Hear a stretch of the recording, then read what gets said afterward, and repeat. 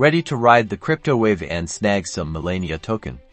Let's dive into how to buy it on Binance, step by step. First things first, log into your Binance account. If you don't have one yet, hit pause, create one, and then come right back. Okay, logged in, great. Now, use the search bar at the top to find the correct trading pair for Melania. This is crucial. Usually, it's something like Melania, USDT or Melania. But double-check the official Melania token website or community channels to confirm the correct pair to avoid any scams or misidentification. Once you've located it, click on the trading pair to go to the trading interface.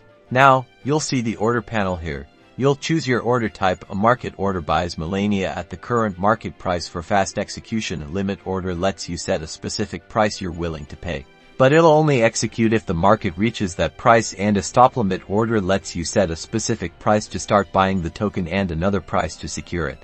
Enter the amount of Melania you want to buy or the amount of USDT you want to spend, then double-check everything: the trading pair, the order type, and the amounts. When you're absolutely sure, click the Buy Melania button.